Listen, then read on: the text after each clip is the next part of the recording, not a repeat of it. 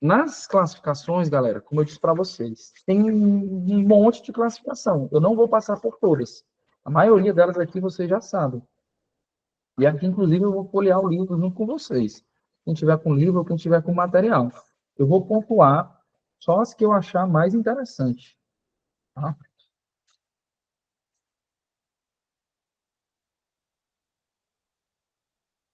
E enquanto eu acho aqui o capítulo, só um fuxico aí, viu, Fernando? E tu que gosta também de fuxico. É um fuxico jurídico. A ideia de pirâmide do Kelsen, que todo mundo fala que é do Kelsen, não é do Kelsen. É do aluno dele. Tá? Então, a pirâmide, se eu não me engano, o nome do cara é Kepler, uma coisa assim. Que leu o Kelsen e ele que desenhou a história da pirâmide. Mas todo mundo fala que a pirâmide é do Kelsen, né? Então, o aluno dele se lascou em relação a esse ponto. Deixa eu achar aquilo. Ó, aqui, né? As classificações. Quais delas eu vou pontuar aqui para vocês? A primeira classificação aqui no LESA é quanto à origem. Quanto à origem. Essa classificação é boa de vocês pegarem, tem um pontozinho aqui interessante. A classificação básica é simples. Em relação à origem, as constituições podem ser outorgadas ou promulgadas. Tá? O que eu quero que vocês peguem aqui? Outorgada decorre de um movimento totalitário, autoritário, não é, portanto, democrática, e a promulgada, ela é uma Constituição democrática, que passa ali por uma Assembleia Constituinte e tal. E aí, o que eu quero que vocês peguem? Vocês vão fazer esse exercício em casa. Vocês têm que saber necessariamente as constituições brasileiras outorgadas e promulgadas, tá? Tem que saber porque isso cai. E, lógico que isso guarda conexão com a história. Não é difícil de vocês saberem quais são as outorgadas. Por quê? Porque se as outorgadas não são democráticas, mas totalitárias, autoritárias, evidentemente que elas estão num contexto histórico e político de autoritarismo.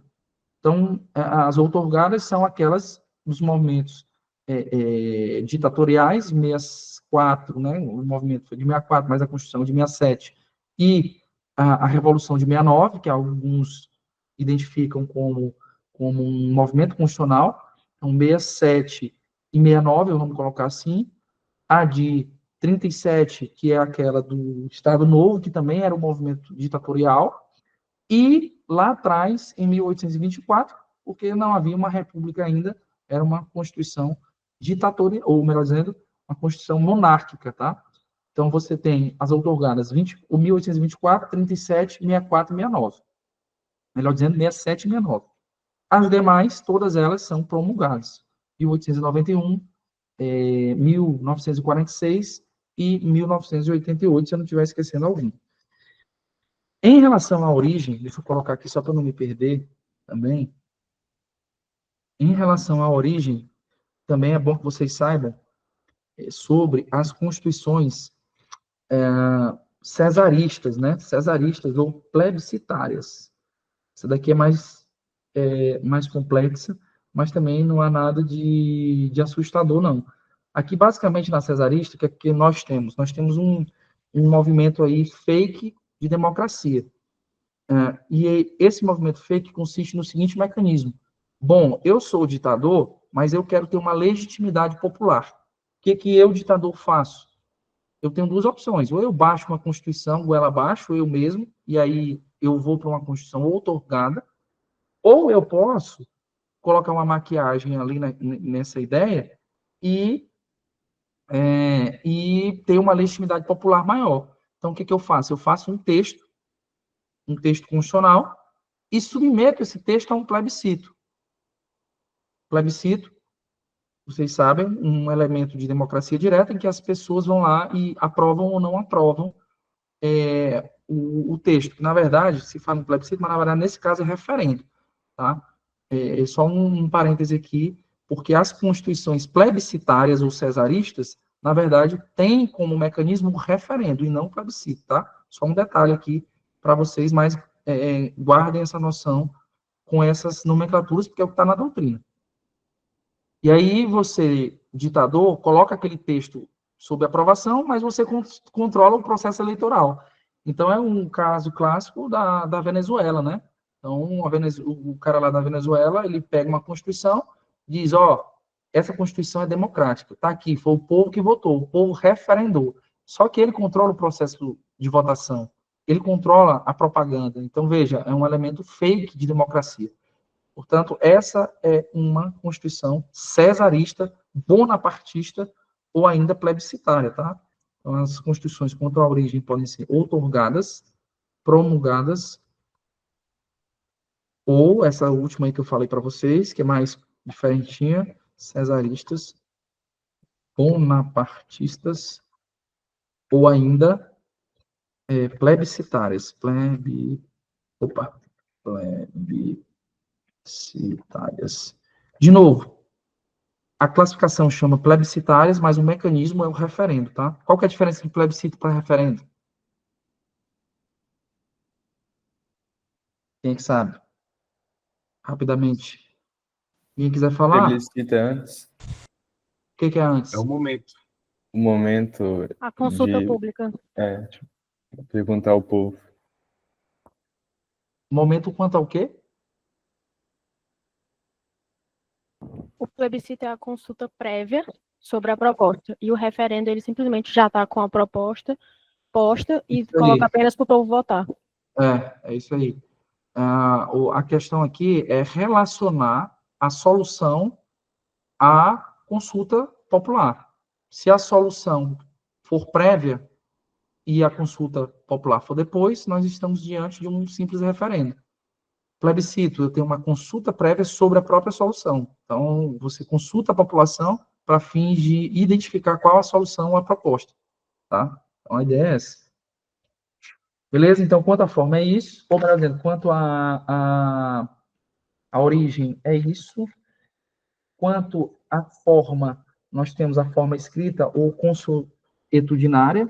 E aqui, galera, eu vou dar uma acelerada, porque não vou ficar muito tempo nisso aqui, não. Até porque, de novo, não dá para decorar isso aqui tudo, e meu esforço aqui eu acho que seria um pouco em vão. Eu vou pontuar algumas só aqui, e tá bom demais. Quanto à forma escrita ou consuetudinária, anotem aí, se quiserem anotar. Quanto à extensão, nós temos as sintéticas e analíticas, e vocês devem saber que a Constituição Federal de 88 é analítica, por quê? Porque ela traz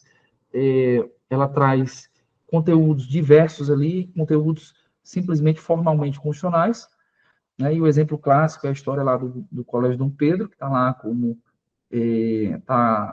como um órgão que vai ficar na esfera pública federal, né?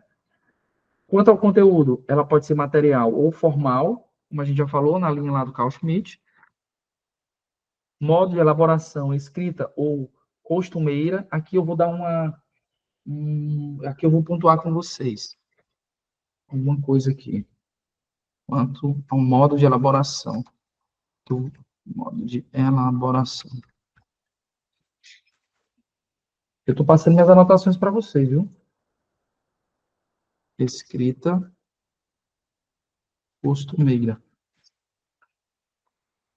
Evidentemente que não há qualquer dificuldade em compreender uma Constituição escrita, tá? É a forma, é o que tá, é como que ela chegou ao mundo, tá? Todas as constituições brasileiras foram escritas? Sim, todas as constituições brasileiras foram escritas, tá? E na verdade, essa é uma tradição de civil law muito própria da gente aqui, né? Dos nossos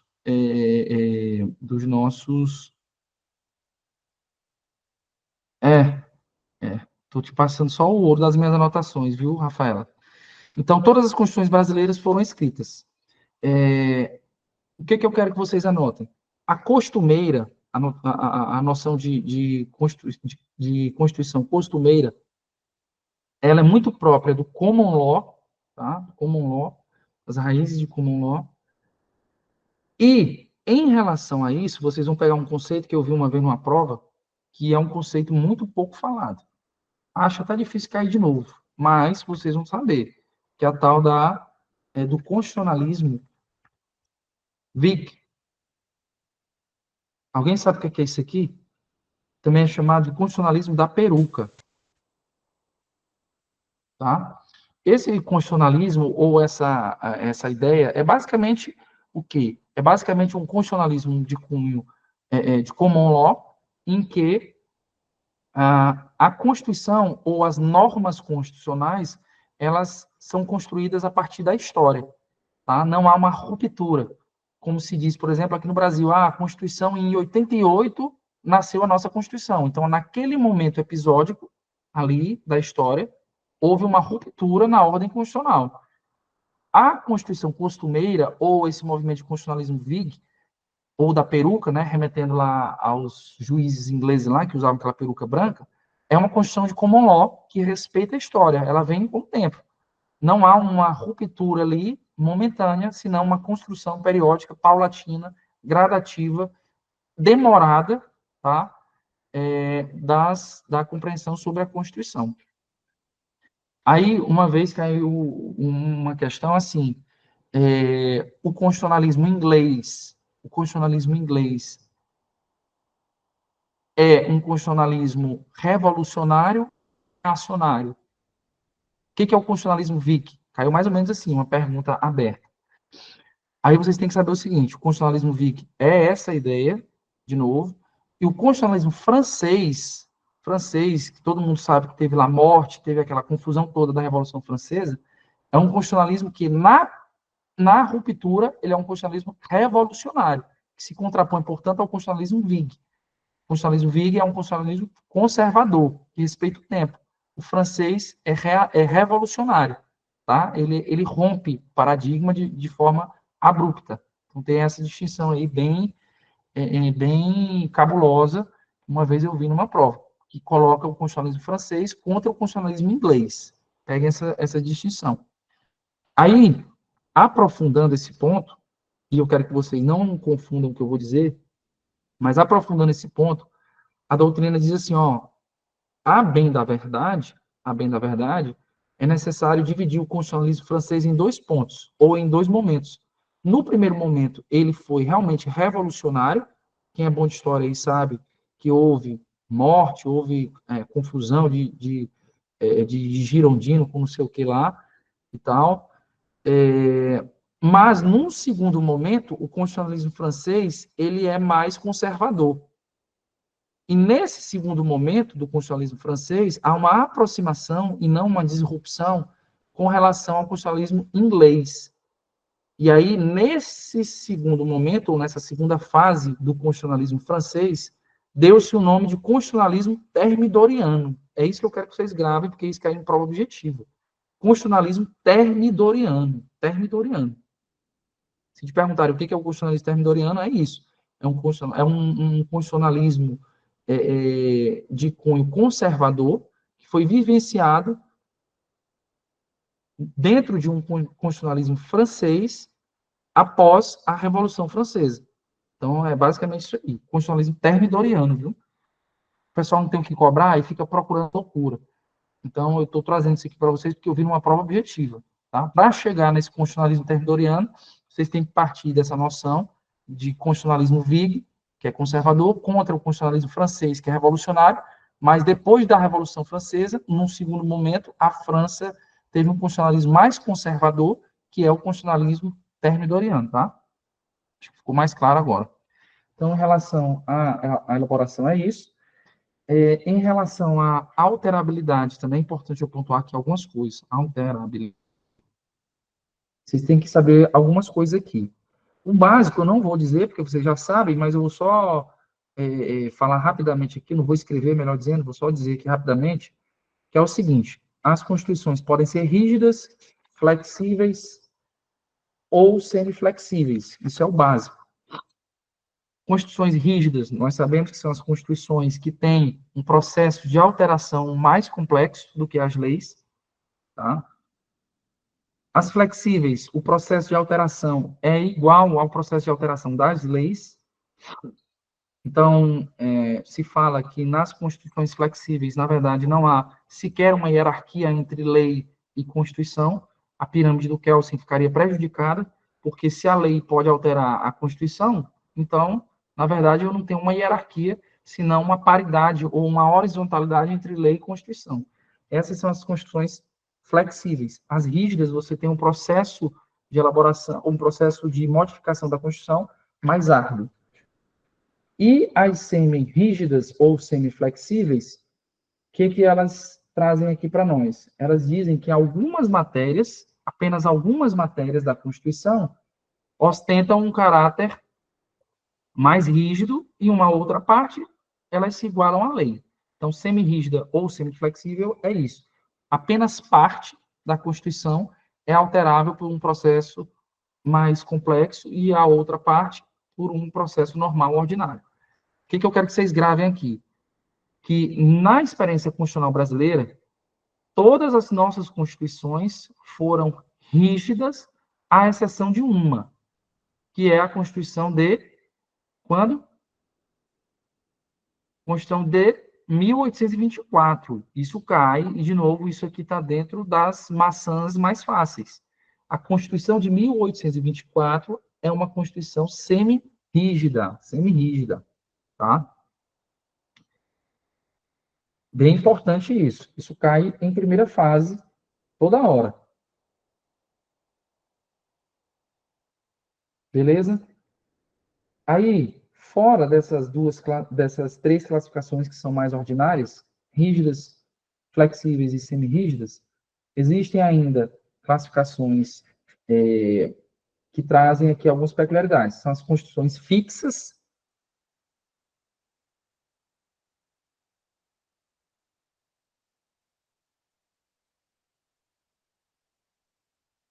constituições fixas, constituições imutáveis,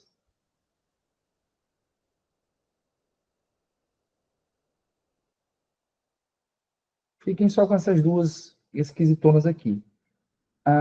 Qual que é a ideia delas duas? As fixas, elas são chamadas também de constituições silenciosas. Silenciosas. Por quê? Porque simplesmente não há um regramento sobre a sua alteração.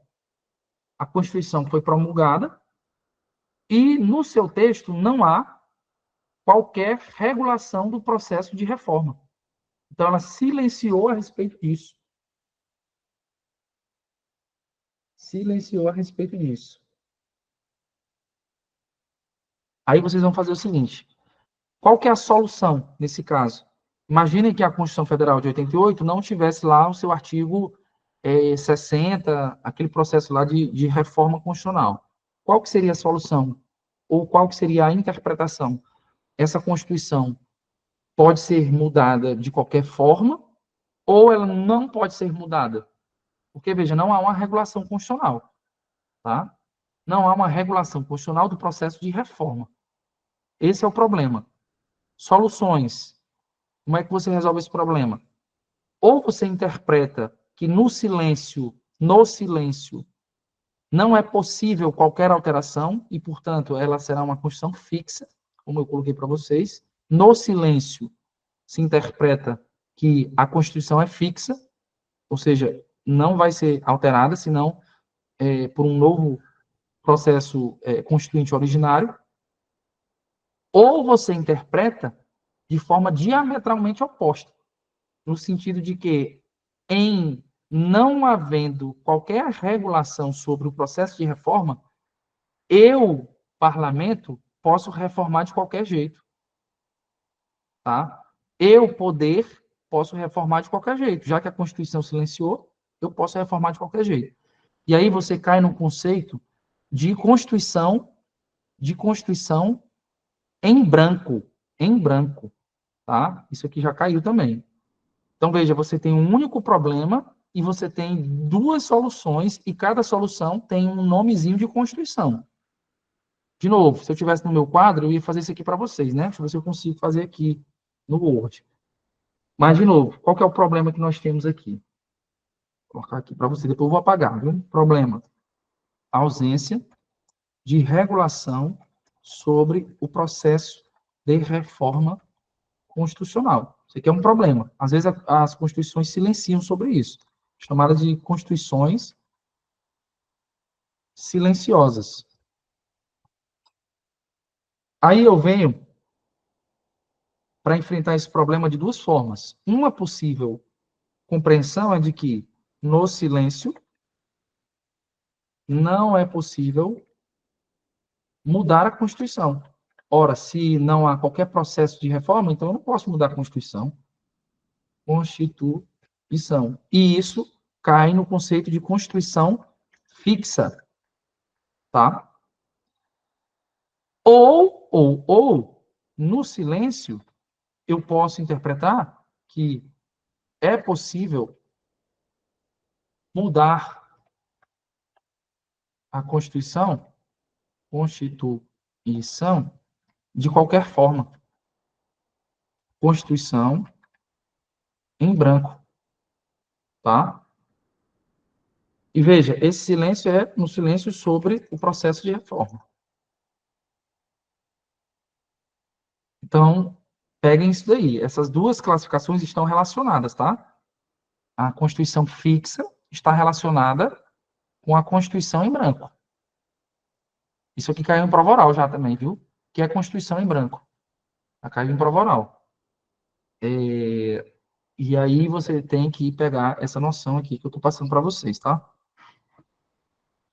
Beleza? E as constituições imutáveis são as inalteráveis, permanentes, graníticas ou intocáveis, tá? Beleza? Então vamos passar aqui, galera. O que mais que tem aqui para a gente avançar?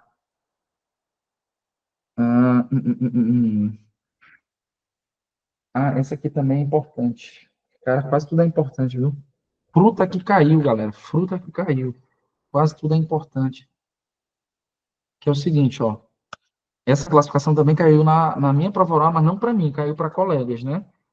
Ei, Caio, eu perdi aqui. A Constituição fixa, ela fica em qual classificação?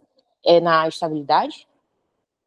Exatamente, contra a estabilidade das constituições. Certo, obrigada. Estabilidade ou alterabilidade, né? Vai depender do autor aí. Essa outra classificação aqui caiu na minha prova oral, mas não para mim, né? No sorteio de outro dia. Que é a classificação do Lowenstein. A pergunta era, fale sobre o critério ontológico e as suas classificações. Veja que já é mais difícil falar sobre isso do que falar sobre os sentidos. Para mim, caiu os sentidos. O colega caiu critério ontológico do Lowenstein. Tá? E nem falaram Lowenstein, só fale sobre o critério ontológico das constituições. Tá? Esse critério, vou colocar aqui, ó, ontológico, ele tem as seguintes características. A primeira dela é que o autor, né, de novo, sempre é importante gravar os autores Lowenstein, eu acho que é assim, sabia? Isso é assim. Acho que estão muito aqui. O autor é o Karl Lowenstein, tá? E a ideia dele é comparar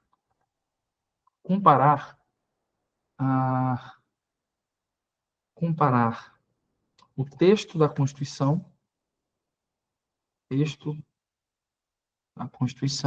com a realidade fática. A dele é essa. Ele enfrenta, portanto, o problema da ineficácia das normas constitucionais. O problema que ele enfrenta é esse: ineficácia das normas constitucionais. Tá? E aí, a partir desse problema que ele enxerga, ele traz 3 classificações.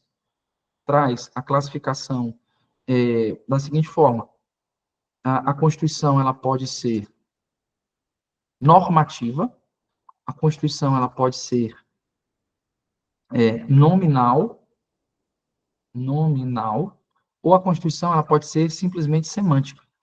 E aqui vocês têm uma gradação de cima para baixo de mais força ou de mais aderência do texto à realidade fática. Quando a Constituição é normativa, você tem uma aderência do que a Constituição promete com o que acontece. Tá? Quando você tem uma Constituição semântica lá embaixo, você tem 0 de aderência entre texto e fato. Você tem simplesmente uma Constituição ali que não passa de uma promessa, tá? E a constituição nominal fica no meio termo. Ela nem é normativa e nem é semântica. Ela é caracterizada porque ela pretende ser normativa. Então, ela é uma constituição que ainda não tem uma aderência com a realidade social, mas ela tem uma pretensão de atingir a aderência de ser normativa, tá? A nominal, portanto, está no meio termo. Então, a normativa, você tem, vou colocar aqui, ó, aderência, texto, realidade. Na semântica, você não tem aderência e nem pretensão de ter. E na nominal, você não tem ainda, né, aderência, mas tem pretensão de ter. Tá? Então, o critério ontológico do Loewenstein é esse aí. Tá? Peguem essas informações.